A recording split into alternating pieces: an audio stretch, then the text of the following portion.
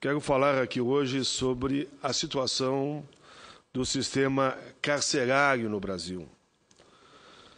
Senador Cícero, é fato que o sistema prisional brasileiro é hoje claramente inadequado e não atende aos objetivos de punir ou de recuperar aqueles que lá chegam. Segundo o relatório de 2009 da ONG Human Rights Watch, as prisões no Brasil estão em condições desumanas.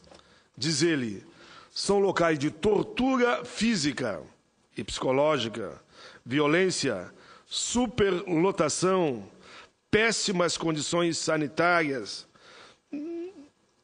totalmente inadequadas, e espaços onde o ócio e o assassinato de pessoas virou coisa banal. Má alimentação, abandono material, proliferação de doenças nas celas, maus tratos, ociosidade, assistência médica praticamente nenhuma, nem trabalho, já que estão lá, que trabalhem, até para pagar o seu sustento. Trabalho não lhes é ofertado e nem sequer a questão do combate ao analfabetismo. Como se não bastasse as situações esdrúxulas, como mulheres presas junto com homens, ou homens presos com mulheres em contêineres, bem como desproporcionalidade na aplicação de penas e prisões cautelares sem motivação adequada e por mais tempo que o previsto. O quadro desenhado por Human Rights Watch em 2009 é o mesmo que foi pintado pelo Conselho de Direitos Humanos da ONU, que visitou o Brasil entre 18 e 28 de março desse ano. Várias instalações prisionais no Brasil, diz o relatório, incluindo-se aí prisões, delegacias, centro de detenção e instituições psiquiátricas, como, por exemplo, em Campo Grande, Fortaleza, Rio de Janeiro, São Paulo e Brasília. A prisão é uma das várias formas que o direito penal estabelece como punição a condutas consideradas incompatíveis com a vida e a sociedade. A prisão é destinada para aqueles indivíduos que agiram mais gravemente, causando danos consideráveis aos seus semelhantes, tornando necessário que sejam isolados do convívio social. A perda de liberdade é uma pena terrível, seja por um dia, seja por um mês, seja por um ano, quem sabe, seja por 30 anos e até por toda a vida. Mas a prisão foi criada como instituição modernizadora em razão dos ideais iluministas do século XVIII e XIX.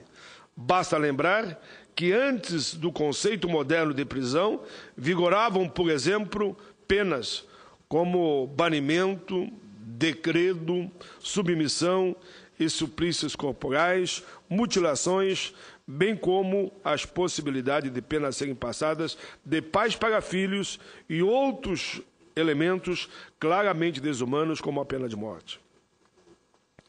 A obra literária Os Miseráveis, do escritor francês Victor Hugo, é representativa desta realidade e mostra os horrores da pena de galés, ou seja, trabalho forçado. A pena de prisão, pois, veio como um progresso, uma forma de concretizar as ideias do iluminismo, como crença no progresso, na razão e na possibilidade de recuperação e melhora do indivíduo. A pena de prisão, portanto, não representava apenas, na sua filosofia original, a punição, mas a sugestão da possibilidade de que os infratores poderiam ser punidos, sim, e depois recuperados, reeducados, para voltar a um convívio sadio e social. É inegável que em determinadas situações não existem alternativas. É preciso punir com a pena de prisão, sim, pelo tempo consequente do fato ou do ato do crime ocorrido. A questão é que justiça é outra coisa, pois, lembrando o título de um livro da história de Simon Wiesenthal, justiça não é vingança. Justiça não é vingança. Justiça exige que o Estado saiba se comportar e saiba tratar de maneira adequada os cidadãos que se encontram sob a sua custódia. Essa, aliás, é a base do Estado constitucional, a qual estabelece limites claros para as ações estatais. O Estado não pode tudo. O Estado deve se restringir aos limites que lhe são impostos por uma sociedade democrática e que estão estabelecidos no texto da nossa Constituição, que eu tive a alegria de ajudar a escrever como constituinte de 86 a 88. Em nosso caso, o Estado deve, sobretudo, se ater àquilo que está na Carta Magna de 88, cujo título fundamental, sobre o qual se estruturam todos os outros, é o princípio da dignidade da pessoa humana. Desrespeitado esse princípio, a democracia se desfaz no ar ou circula como folhas ao vento.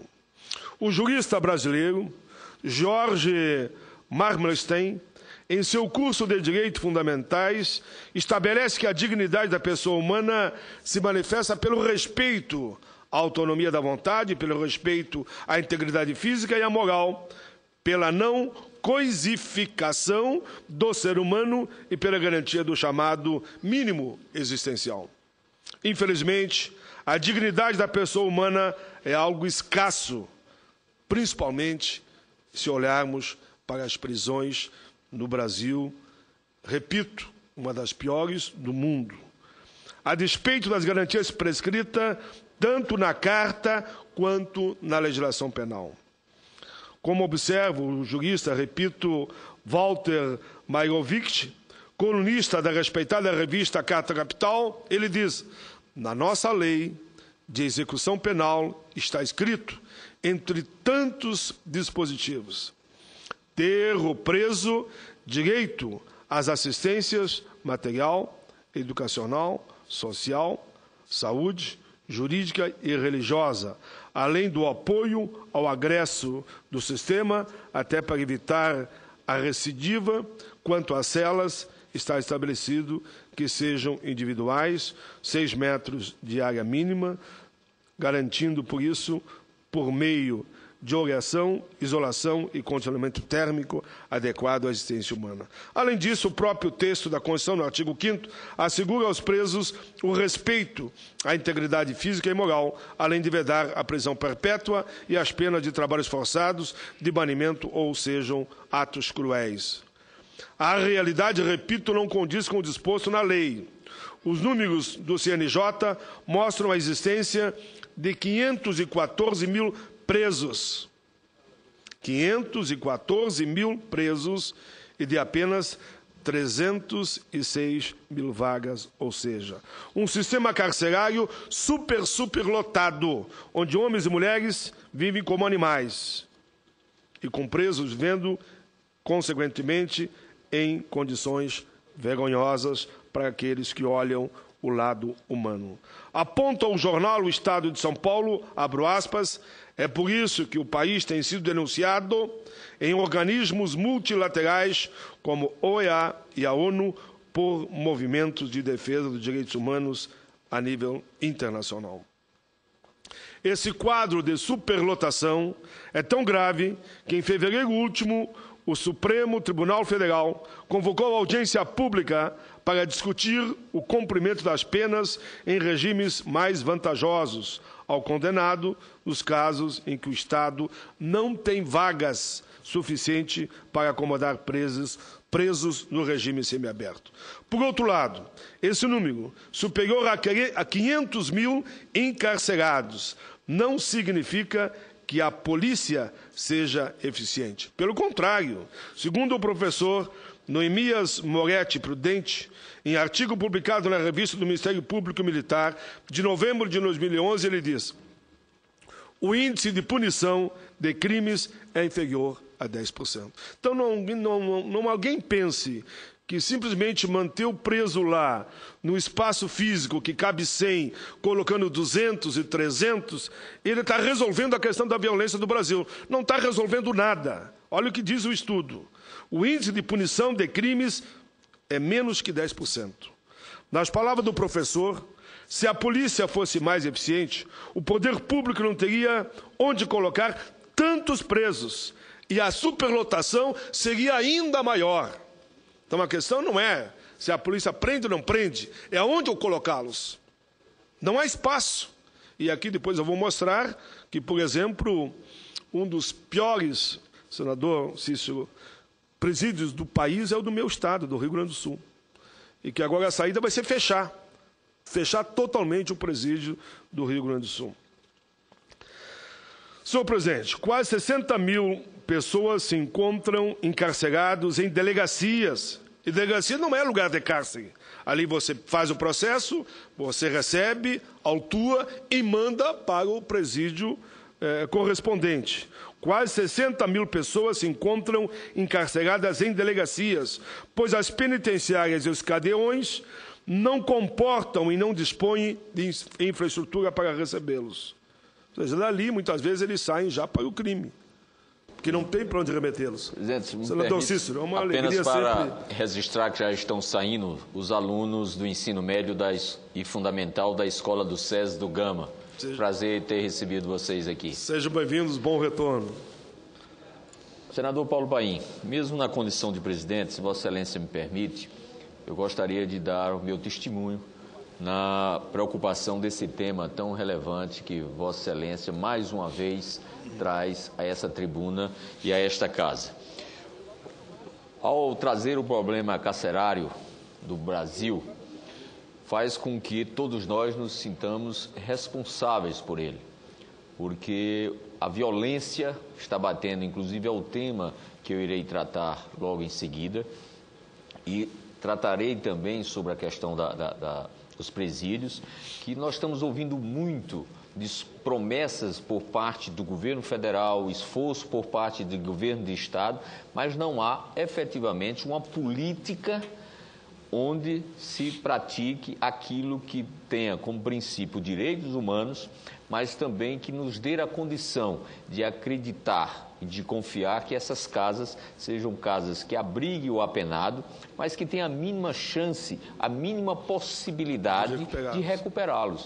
Porque do jeito que está, nós estamos fabricando mais onde deveria estar corrigindo, apoiando e ajudando. Então, quero parabenizar Vossa Excelência e até lhe sugerir. Eu estava aqui, enquanto Vossa Excelência falava, procurando saber se tínhamos alguma subcomissão na Comissão de Direitos Humanos. Não tem. Eu acho que era algo que a gente poderia tratar para que a gente fizesse um diagnóstico. O senhor traz aqui um relatório de 2009, que considera desumano. Eu tenho certeza absoluta, não tenho medo de errar, de afirmar que só fez piorar. Então, a minha sugestão a Vossa Excelência, estarei apresentando como um acordo com Vossa Excelência para ver se a gente pode trabalhar para fazer um levantamento e a nação ter o diagnóstico real dessa grave situação que é a carcerária. Eu agradeço muito a parte de Vossa Excelência, senador Cícero Lucena, porque muita gente está ouvindo nesse momento, pode dar a impressão, e não é essa a nossa posição, não, já estão os senadores lá só preocupados com a situação do preso. Nós estamos preocupados com a situação da violência, principalmente. Que Vossa Excelência for feliz, como está, o presídio vira uma universidade, uma faculdade do crime. Explode. É que não há como, no mesmo espaço, vocês colocar duas pessoas. Eu estou aqui na tribuna. Tente colocar outro no meu lugar, enquanto eu estiver aqui. Não dá, é lei da física, né? Não é isso? Não dá. Então, num presídio que cabe 100 pessoas, botam 300, explode, e aí os marginais estarão, na verdade, voltando ao crime. Então, nós temos que ter uma política, como os países mais civilizados têm, para a situação dos presídios. Os dados aqui são alarmantes, eu vou continuando, senhor presidente, agradecendo pela parte. O professor Noemias acrescenta ainda na sua análise a informação a respeito do perfil do preso brasileiro. Segundo ele, a população carcerária brasileira compõe-se, primeiro, 93,4% são homens. 93,4%, quase a totalidade dos bandidos, dos assassinos, são homens. Somente 6,6% são mulheres. Em geral, são jovens de 18 a 29 anos. O outro dado, afrodescendentes, com baixa escolaridade, sem profissão definida, baixa renda, muitos filhos e mulheres, principalmente mãe solteira, no caso das mulheres. Em geral, praticam mais crimes contra o patrimônio, 70%, tráfico de entorpecente, 22%. A média das penas é de 4 anos. É importante também observar que tanto o número de encarcerados quanto a superlotação, que aqui eu destacava, continuam a crescer a cada ano, aumenta o número de pessoas que vivem por metro quadrado dentro dos presídios. E, claro, que saem de lá formados para assaltar, matar, isso tudo que nós queremos evitar. Essas condições, é claro, e aqui diz a fala ainda do meu pronunciamento, não são exclusividade de uma ou duas unidades da Federação. As más condições prisionais se repetem em todos os estados e no próprio DF.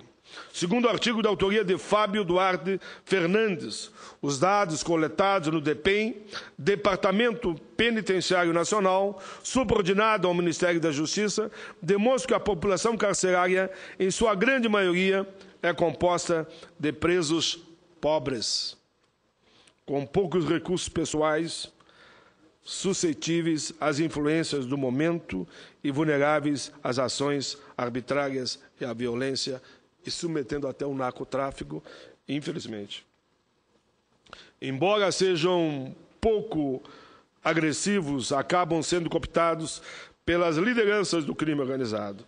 Estas circunstâncias demonstram que o método de concentração de apenados em grandes complexos penitenciários e unidades prisionais, como o Carandiru, já desativado em São Paulo, Frei Caneca e Bangu, no Rio de Janeiro, é totalmente obsoleta, onerosa, para os parcos recursos disponíveis para a manutenção do custeio e investimento do setor.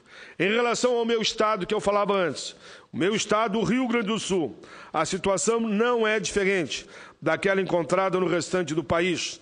Citado o Rio Grande do Sul por Fábio Duarte Fernandes, assim descreve o que se passa lá no solo gaúcho.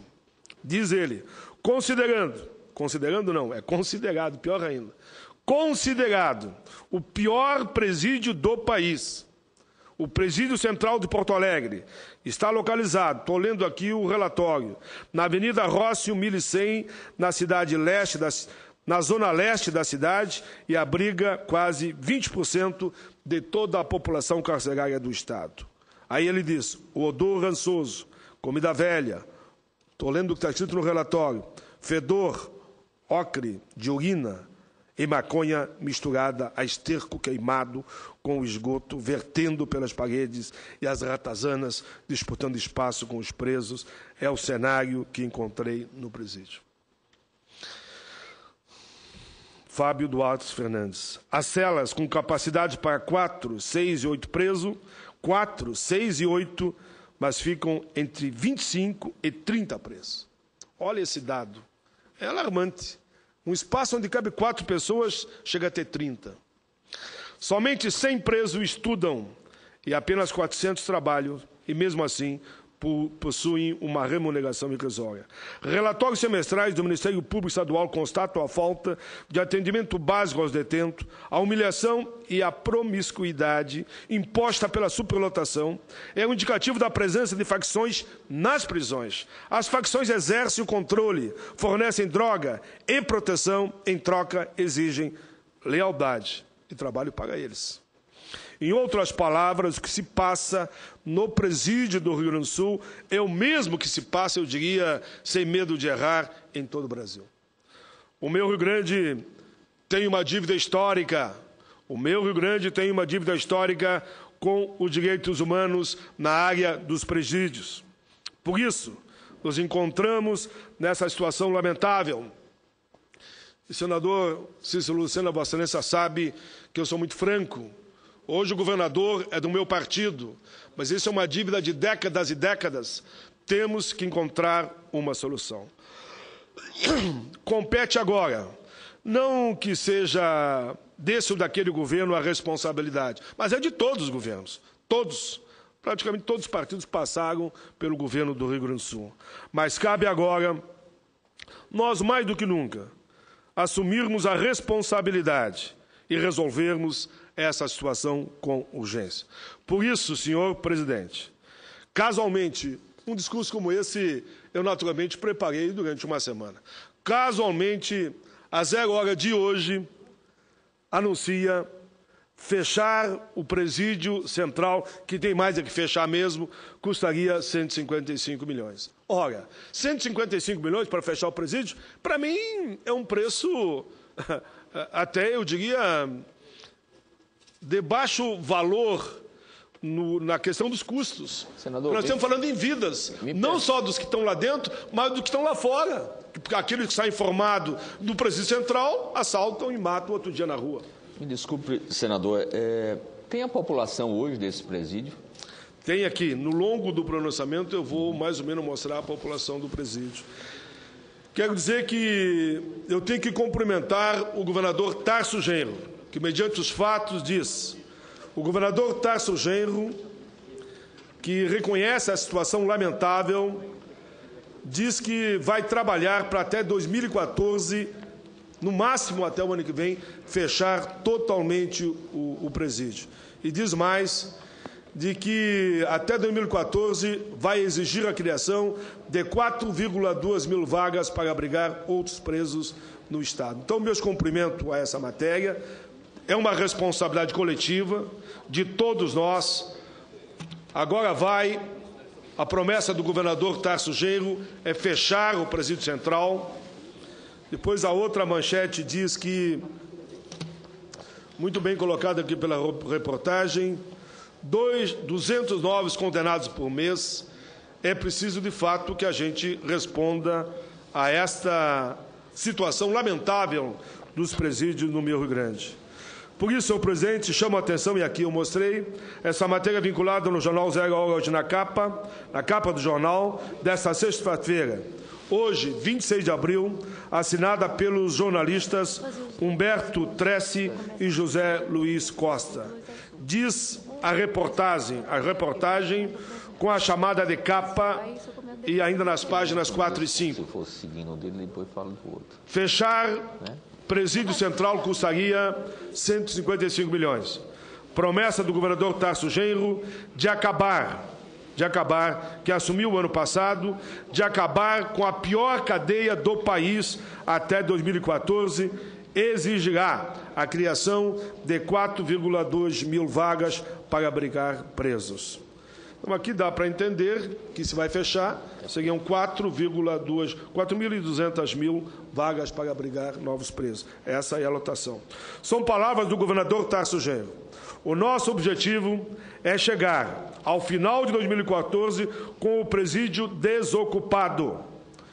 Aí ele diz: nós estamos fazendo obras nesse sentido, mas mesmo que as obras atrasem, nós vamos reduzir drasticamente o número de pessoas nesse presídio, no mínimo, a 1/3.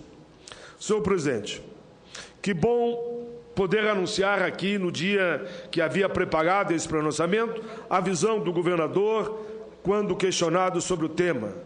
Que bom que o meu Estado, o meu querido Rio Grande do Sul, mostra, assim, que está preocupado com essa situação e encaminhando soluções para esta questão. Sabemos que o valor do investimento é pouco, mas é um início. O governador Tasso teve a iniciativa, parabéns. Eu sei que a meta será cumprida e até o ano que vem esse presídio será desativado, os presos serão colocados em outros espaços que estão sendo construídos.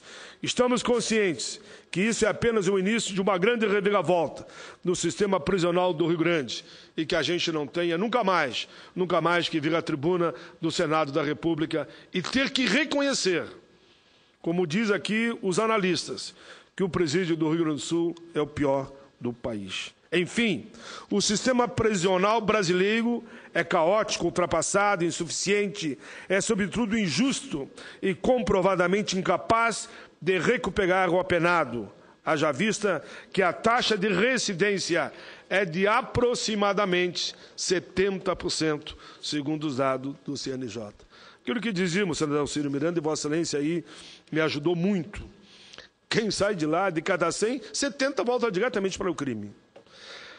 É possível um outro sistema prisional? Sim, claro que é possível. Sim, porque o atual sistema carcerário no Brasil está completamente falido. Eu acredito, ou melhor, tenho a mais firme convicção de que um outro sistema prisional é, sim, possível. Uma solução é evitar que as pessoas precisem ir para a cadeia. Isso é o que aponta o texto do professor Noemias. Segundo ele, uma solução adotada em alguns países, como o Reino Unido, é reservar as prisões somente para os criminosos, considerados perigosos, que oferecem risco à sociedade, como homicida, como alguém que comete crime sexual contra o traficante. Amplia-se, assim, a utilização de penas e medidas alternativas à prisão, com o acompanhamento e fiscalização dos condenados pelo Estado e pela sociedade. Com certeza, as possibilidades de recuperação podem acontecer. Principalmente em um delito considerado leve ou médio, são comprovadamente muito maiores quando o condenado não cumpre sua pena em regime fechado. Ou seja, quando ele não vai para a universidade do crime, para a faculdade do crime, para a escola do crime. A pesquisa mostra que quando o delito é leve, você consegue recuperar ele com mais facilidade se ele não ir para dentro do presídio, porque de lá ele volta pior. Diz mais, além disso, as chances de a pessoa reincidir são menores, cai de 70% para 12%. Veja os dados. Senhor presidente, como vemos, a primeira estratégia é diminuir o número de pessoas enfiadas ou enviadas para os presídios. Isso, aliás, é o que foi apontado pela CPI do sistema carcerário, conduzida pela Câmara dos Deputados em 2009. Em seu relatório final, a CPI apontou que a concretização das penas alternativas ainda está emperrada. Por quê? O Poder Judiciário não tem uma cultura de confiança nas penas alternativas, seja pela inexistência de sistemas adequados e de fiscalização, ou de casas de albergados, ou mesmo de acompanhamento dos resultados dessas penas, muito poucos juízes as utilizam. A CPI apontou ainda a necessidade da criação de núcleos ou centrais destinadas ao monitoramento e à fiscalização da execução das penas e medidas alternativas, com uma estrutura mínima interdisciplinar, com a participação de psicólogos e assistentes sociais, ainda que, segundo informações apuradas, somente 10% das comarcas mantenham um controle do cumprimento das penas alternativas. Nos outros 90% dos casos, a aplicação das penas alternativas não estão ainda com o devido controle do Estado.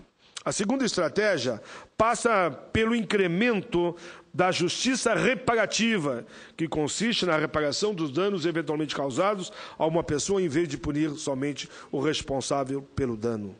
Isto não vai resolver e deixar o autor do delito, mas garantia que a vítima fosse também devidamente reparada pelo dono que sofreu. Então, a CPI apontou caminhos não só de punir quem cometeu o delito, mas também que haja uma indenização por parte do Estado em relação à vítima, porque o Estado não interagiu como devia para a proteção do cidadão. A terceira estratégia consiste em responsabilizar o poder público pelo não cumprimento por aquilo que for determinado pelas regras da execução penal. A quarta estratégia passa por mudança no sistema penal, de modo a, por exemplo, reduzir o número de tipos penais, buscando racionalizar o sistema penal. A quinta visa modernizar o sistema processual penal, garantindo, por exemplo, a aplicação mais consistente do princípio da insignificância, que permitiria ao Estado se concentrar na punição dos crimes mais graves, ou ainda buscar mais os meios de assegurar a transação penal e a suspensão condicional do processo em razão do cumprimento de penas alternativas. A sexta, senhor presidente, eu estou indo para o final, a sexta estratégia é melhorar a assistência jurídica, principalmente aos mais pobres, ampliando a possibilidade de o preso ter um atendimento jurídico, ser fiscalizado no cumprimento da pena, o que evitaria a situação tão comum de encontrarmos pessoas que remanescem nos presídios por um tempo muito maior do que aquele que ele foi condenado. A sétima estratégia diz respeito ao investimento em meios tecnológicos, caso das tornozeleiras. Enquanto eu li aqui, eu lembrava, a assessoria naturalmente nos ajudou, eu acho que as tornozeleiras eletrônicas são um instrumento importante, cujo uso deve se tornar mais frequente, porque ele pode ficar na prisão até domiciliar, sabendo que se ele sair dali, a gente tem visto isso já em inúmeros casos, tantos metros longe da casa onde ele vive, a tornozela dá um alarme e ele volta para o cárcere fechado. É uma forma, ainda em penas leves, naturalmente. A oitava estratégia, por fim, trata do investimento em parcerias públicas e privadas. Parece bastante razoável, o prefeito Jair Jorge, lá na minha cidade, em Canoas, está caminhando nesse sentido. Para mim, parece bastante razoável imaginar que os presos, por infrações leves, cumpram penas em presídios administrados pela iniciativa privada. Temos inúmeras experiências em andamento no Brasil, como no caso dos estados como Ceará, há experiência já, presídios administrados pela iniciativa privada, Minas Gerais, Santa Catarina, e vemos que aí é possível imaginar um sistema que não se reduz ao mero encarceramento sob o controle do Estado, mas que a iniciativa privada também possa atuar, mas que proporcione ao preso que cometeu o crime mais leve a possibilidade de ser recuperado e voltar ao convívio social. Enfim, a situação dos presídios brasileiros, repito, é gravíssima, gravíssima, gravíssima. É um ambiente nocivo na medida que não recupera o preso, mas o transforma em um criminoso ainda mais perigoso. A segurança pública, ensina o jurista Walter Mairovic, é um tripé que compreende polícia, justiça e sistema prisional. Se não atentarmos para esse último, a segurança pública se transforma em uma miragem. Termino lembrando uma reflexão do grande líder sul-africano Nelson Mandela. Para mim, o maior líder em matéria de direitos humanos vivo no mundo. Se olharmos o passado, eu vou lembrar de Gandhi, vou lembrar de Zumbi e tantos outros. Nelson Mandela, disse Mandela, se quiseres conhecer a situação socioeconômica do país, visite os porões dos seus presídios.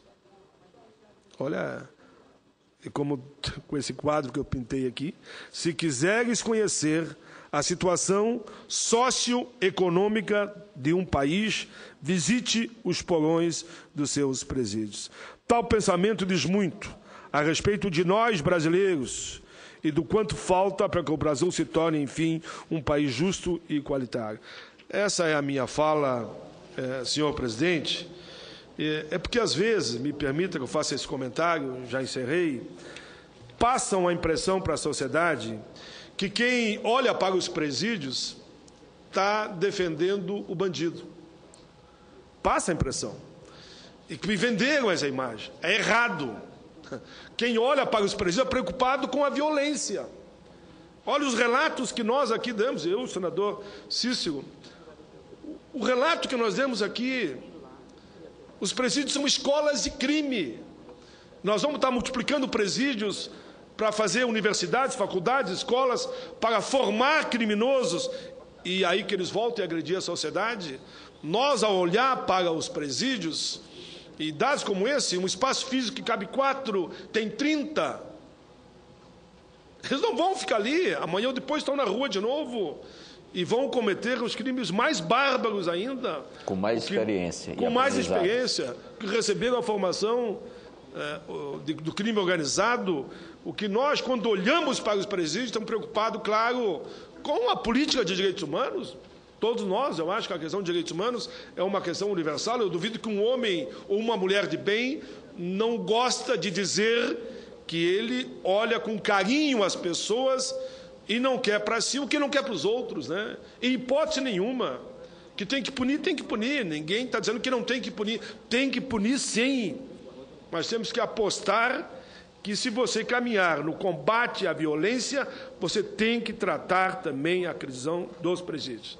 Trabalhar, botar eles trabalhar na linha de reeducar, e os crimes mais violentos, claro, vão responder pelo tempo necessário que o juiz assim entender, se é 10, é 20, é 30 anos em cárcere fechado. Agora, botar meninos, que às vezes roubam uma laranja, uma galinha, uma banana, ou um livro, ou uma bicicleta, no mesmo lugar que estão os chamados profissionais do crime, entregar para o professor do mal, para que eles voltem com mais violência ainda para as ruas. Mas, enfim, eu quero cumprimentar, por final, a matéria que aqui pedi para registrar na íntegra. Citei o jornal, citei os jornalistas que fizeram a matéria, e o governador Tarso Genro, que, como diz a matéria, agora vai fechar o presídio da capital. Legal, isso.